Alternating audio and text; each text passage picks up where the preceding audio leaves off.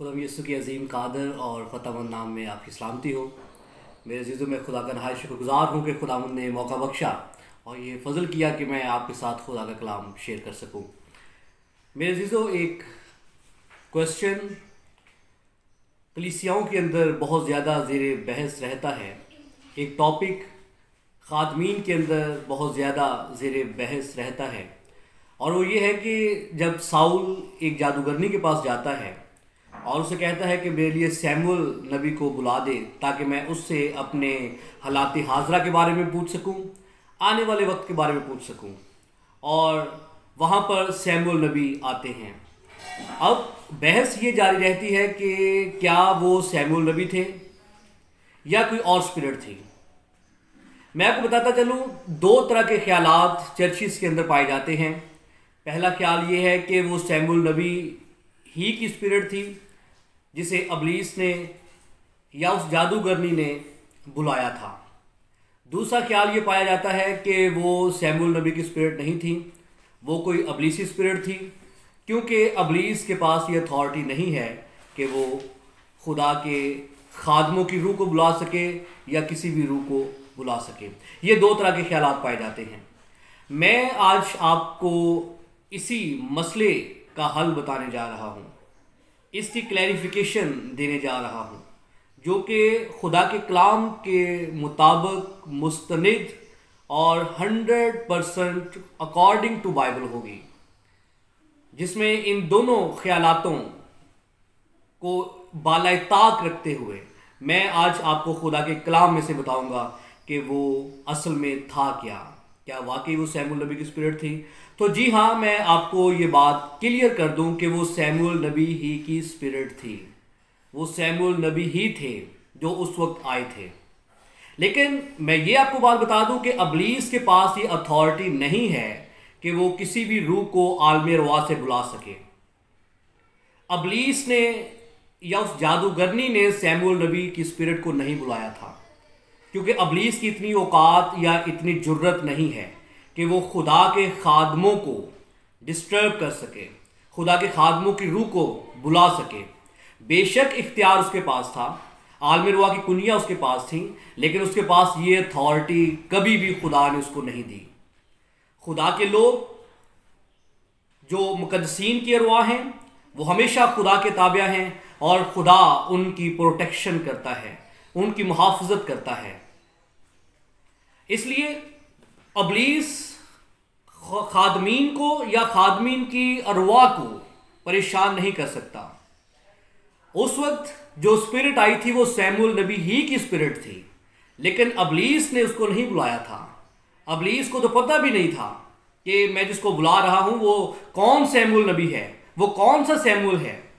आप जब इस रेफरेंस को पढ़ेंगे खुदा के कलाम में से, पहला सैमुअल 28 बाब के अंदर ये सारी कहानी लिखी हुई है। आप जब इसको पढ़ेंगे तो साउल जब जादूगरनी के पास जाता है जिसका आशना जिन है, इसको भी आप क्लियर कर लें, वो जिन्नात की आशना नहीं है, वो औरत जिन्नात की आशना नहीं है, बल्कि वो जिन उसका आशना है।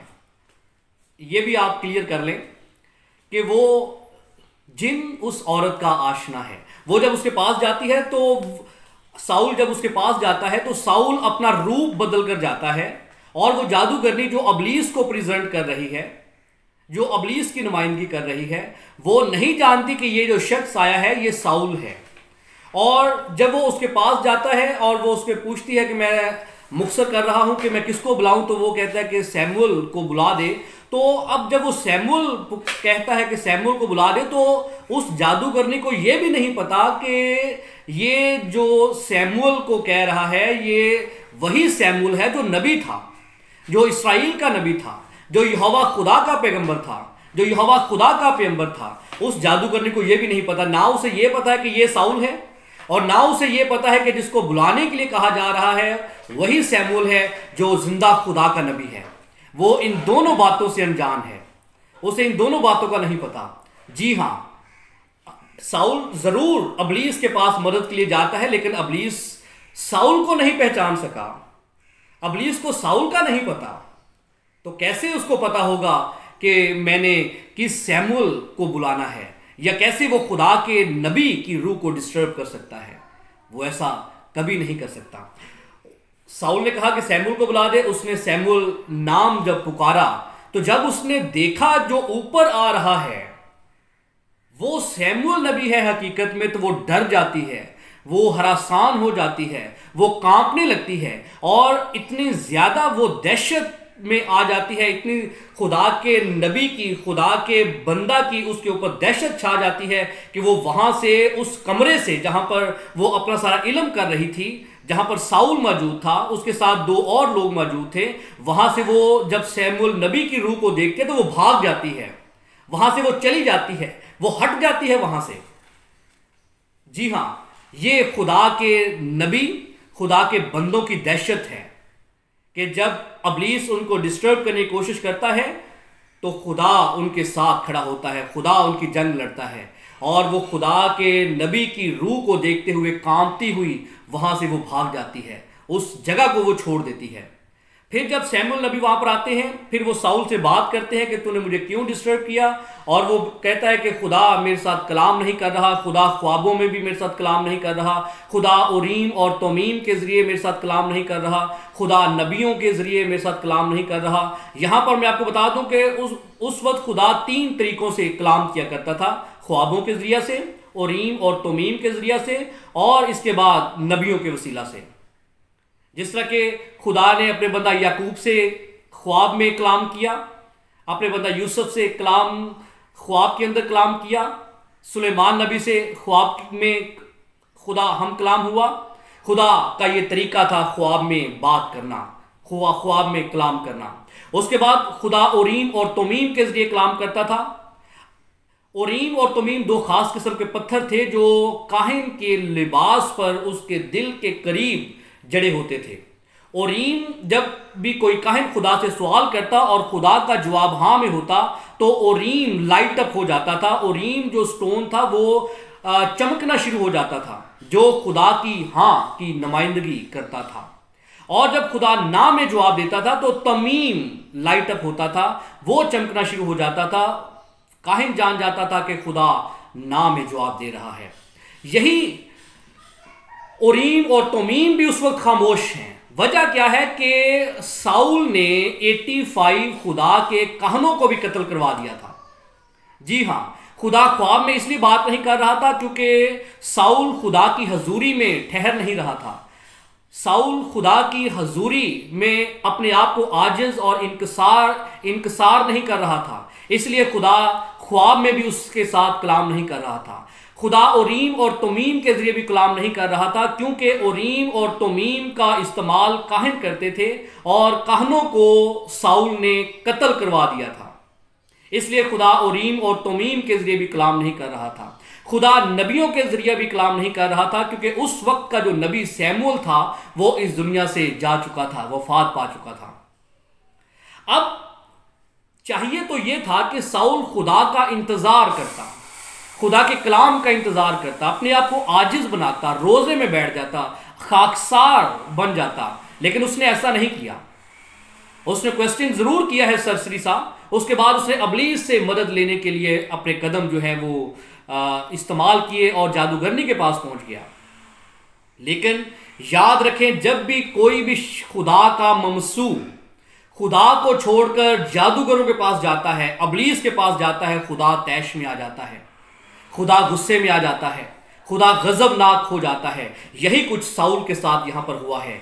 उसने अपने आप को आजिज नहीं बनाया, खुदा का इंतजार नहीं किया, उसने जादूगरनी के पास गया और जो कि अबलीस को प्रेजेंट करती है, अबलीस की नुमाइंदगी करती है, अबलीस से अपना हाल पूछने के लिए जाता है, खुदा गजबनाक हो जाता है। यही वजह है कि खुदा ने खुद सैमुअल नबी की रूह को वहां पर भेजा, सैमुअल नबी को वहां पर भेजा ताकि साउल को बताए, उसको तंबीह करे और उससे कहे कि तूने कितनी बड़ी गलती की है, तूने कितना बड़ा गुनाह किया है। अब मैं ये क्यों बार बार कह रहा हूं कि खुदा ने खुद सैमुअल नबी को वहां पर भेजा था, आए इसको आप क्लियर कर लें, क्योंकि खुदा कभी भी कोई ऐसा भेद या ऐसा राज नहीं छोड़ता जिसमें लोग कंफ्यूज रहें, जो लोगों के लिए ठोकर का बायस बने। याद रखिएगा, खुदा हमेशा उसको क्लियर करता है। तो मैं ये समझता हूं कि ये जब वाकया हुआ था तो लोग जैसे कि आज भी कंफ्यूज हैं, लोग हमेशा से कंफ्यूज होते आ रहे हैं, लेकिन खुदा का रूह सब कुछ जानता है। खुदा के रूह ने इस बात को, इस भेद को आगे जाकर क्लियर कर दिया है। कहां पर, आए देखते हैं। दूसरा सलातीन पहला बाब, खुदा के जिंदा कलाम में से दूसरा सलातीन पहला बाब। इसमें जब आप ये सारी स्टोरी पढ़ेंगे, दूसरा सलातीन पहला बाब, ये जब आप स्टोरी पढ़ेंगे तो आपको वो सारा सीन जो साउल वाला है वो क्लियर हो जाता है। यहां पर एक बादशाह है जो शायद सामरिया है। खुदा ने उसको मुकर्रर किया कि वो सामरिया का बादशाह हो। वो बीमार हो जाता है और वो इसराइल के खुदा को छोड़कर अपने कासदों को भेजता है कि अकरून के देवता बलजबूब के पास जाकर पूछो कि मैं इस बीमारी से शिफा पाऊंगा या नहीं। ये सेम स्टोरी हमें साउल की यहां पर नजर आती है। साउल भी जाता है जादूगरनी के पास कि वो मुझे बताए कि मैं क्या करूं, और शायद सामरिया जो है वो भी अपने कासदों को भेजता है अकरून के देवता बलजबूब के पास ताकि पता करे कि उसे शिफा होगी या नहीं। अब यहां पर खुदा एलिया तिशबी से कहता है कि उसके कासदों से मिल और उसको बता कि तूने इसराइल के खुदा को छोड़कर कितना बड़ा गुनाह किया है कि तूने बलजबूब के पास अपने कासदों को भेजा है।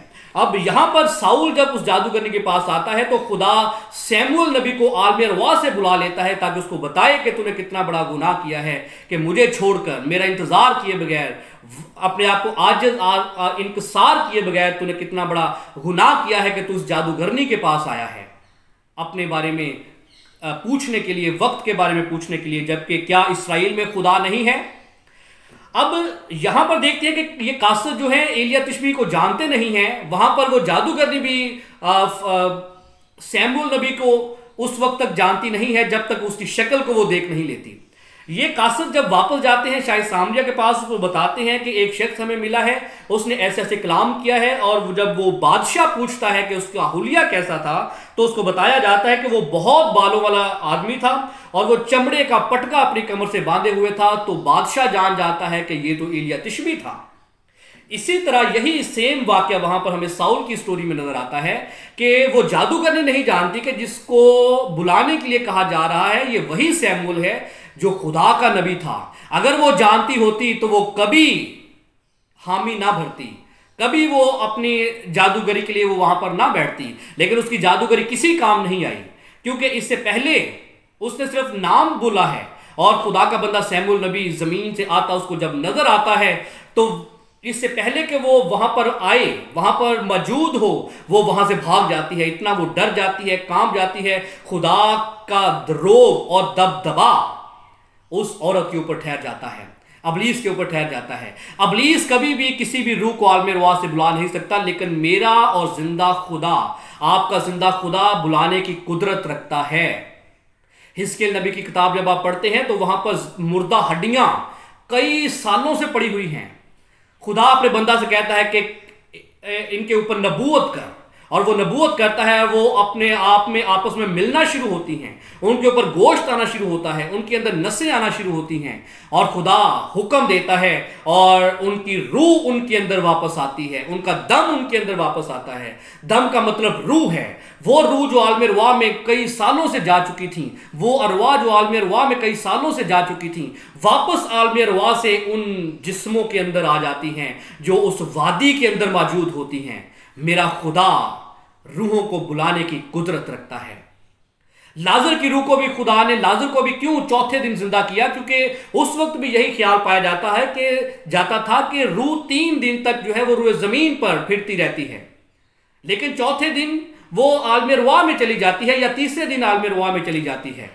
इसलिए खुदा ने इंतजार किया, और चौथे दिन लाजर को जब खुदावंद ने हुक्म दिया कि लाजर कब्र में से बाहर आ जा, तो लाजर की रूह जो आलम अरवा के अंदर चली गई थी, छलांगे मारती हुई लाजर के अंदर आ जाती है, और लाजर बड़ी खुशी से छलांगे मारता हुआ कब्र में से बाहर आ जाता है। ये मेरे यीशु की कुदरत है, ये मेरे खुदा की कुदरत है, मेरे खुदा की शान है, उसकी अथॉरिटी है कि वो कहीं से भी, किसी भी वक्त, किसी भी जगह किसी को भी बुलाने की कुदरत रखता है। अबलीस की ये हिम्मत या जुर्रत नहीं है, लेकिन मेरा खुदा, जिंदा खुदा, ये सब कुछ करने की कुदरत रखता है। इसलिए मैं बड़े वसूख के साथ कह रहा हूं कि उस रेफरेंस में जो कंफ्यूजन पैदा हो गई थी, पाक रूह ने दूसरा सलातीन पहला बाब पहली आयत से जब आप सारा चैप्टर पढ़ते हैं, इसमें शायद सामिया के साथ जो वाकया पेश आता है सेम वही वाकया है जो साउल के साथ हुआ। पाक रूह ने यहां पर सब कुछ क्लियर कर दिया ताकि कोई कंफ्यूज ना रहे। अब जब आप बात करते हैं कि वो अबलीसी स्पिरिट थी, वो ये था, तो अबलीस तो बड़ा खुश होता है कि उसको प्रेज मिल रही है, वो ये कर रहा है, वो कर रहा है। लिहाजा हकीकत को समझे, खुदा के रूह की, अपने इल्म से नहीं, किताबों को पढ़कर नहीं, खुदा के रूह से समझने की कोशिश करें। पाक रूह से पूछे, पाक रूह आपको गाइड करेगा। और जब आप उस वाक्य को आप पढ़ते हैं पहला सैमुअल 28 बाब में, तो जब आप पढ़ते हैं तो जब सैमुअल नबी साउल से बात करके चला जाता है, उसको बताता है कि जैसे मैंने कहा था तेरे साथ वैसा हो रहा है, और कल तू और तेरे बेटे भी मेरे साथ होंगे आलमेरवा के अंदर। और जब खुदा का बंदा सैमुअल साउल से कलाम करके चला जाता है, फिर वो औरत वापस आती है। पहले वो भाग जाती है, जैसे मैंने कहा था, जैसे ही वो सैमुअल नबी को देखती है वो वहां से खिसक जाती है, भाग जाती है, कांपती हुई, डरती हुई। लेकिन जब सैमुअल नबी वापस चले जाते हैं तो आप पहला सैमुअल 28 बाब 21 आयत जब आप पढ़ते हैं, वहां पर लिखा है, तब वो औरत साउल के पास आई, फिर वो वापस आती है उस कमरे के अंदर, उस जगह में, उस जगह पर जहां पर साउल मौजूद होता है, और साउल भी इंतहाई कपकपी और डर की हालत में वहां पर मौजूद है। ये मेरे खुदा की कुदरत है और उसके मानने वालों की अथॉरिटी है कि जब वो आते हैं तो अबलीस वहां से भाग जाता है। ये औरत भी वहां पर भाग गई थी। जी हाँ, इस औरत को नहीं पता था कि ये साउल है, और मैं जिसको बुलाने जा रही हूं या जिसको बुलाने के लिए मुझे कहा जा रहा है वो सैमुअल नबी खुदा का नबी है। वो अनजाने में ये सब कुछ करती है, वो अनजाने में ये सब कुछ करती है। और लेकिन जब वो जान जाती है कि ये जो देवता जमीन से ऊपर आ रहा है, ये तो सैमुअल नबी है जो इस्राएल के खुदा का नबी है, और फिर वो जान जाती है कि ये साउल है। और जब उसको दोनों का इल्म हो जाता है, फिर वो डरती कांपती हुई वहां से साइड पे हो जाती है। फिर क्योंकि जब खुदा की हजूरी आती है वहां पर अबलीस ठहर नहीं सकता, और ये औरत भी वहां पर ठहरी नहीं है, वो भी साइड पर हो गई है। जब खुदा का बंदा सैमुअल नबी कलाम करके चला जाता है, फिर ये उसके पास वापस आती है। जी हाँ, ये मेरे यस्सु की अथॉरिटी है, मेरे जिंदा खुदा की अथॉरिटी है, जो उसने अपने लोगों को भी दी है। और उसके लोग भी जब खुदा का नाम जहां पर लेते हैं वहां पर अबलीस ठहर नहीं सकता। ये औरत जो अबलीस को प्रेजेंट करती है, खुदा के खादम के आते हुए वहां पर ठहर नहीं पाती, भाग जाती है। जी हाँ, यही वो लोगों के दरमियान कंफ्यूजन पाई जाती है जिसको मैंने दूर करने की कोशिश की है। वो सैमुअल नबी ही की स्पिरिट थी जिसको खुदा ने भेजा था। जिस तरह वहां पर सलातीन का मैंने आपको रेफरेंस दिया है, वहां पर खुदा एलिया तिशबी को भेजता है, यहां पर खुदा सैमुअल नबी को भेजता है, और वो उसको बताते हैं कि तूने कितनी बड़ी गलती की है, उसको तंबीह की जाती है। सो मेरे अजीजों, मैं उम्मीद रखता हूं कि आपकी ये कंफ्यूजन दूर हुई होगी। फिर भी आपके ज़हन में कोई सवाल हो, कोई भी आपके ज़हन में कोई बात आए, आप मेरे से ज़रूर पूछिए, मेरे से रब्ता कीजिए। मैंने बड़ी डिटेल के साथ कल रात 41 मिनट का लेक्चर इसी टॉपिक पे ऊपर बड़ी डिटेल के साथ जो है वो रिकॉर्ड किया है, और इसको अब मैंने शॉर्ट किया है ताकि मैं आपके साथ बात कर सकूं। अगर आप डिटेल में भी सुनना चाहें तो आप उसको सुन सकते हैं, और मेरे साथ कोई क्वेश्चन आपके ज़हन में आए आप ज़रूर पूछ सकते हैं। मेरा नंबर नोट कीजिए 0321 4829 आप मुझे व्हाट्सएप कर सकते हैं, फेसबुक पर आप मुझे सर्च कर सकते हैं, शहजाद मसीह अठवाल मेरा नाम है। आप ज़रूर बात कीजिए ताकि मैं खुदा के रूह की मदद से आपकी कन्फ्यूजन को मज़ीद दूर कर सकूं, क्लियर कर सकूं, और आई होप कि जितना मैंने बयान किया है सब कुछ आपको समझ आ गई होगी। God bless you, thank you very much.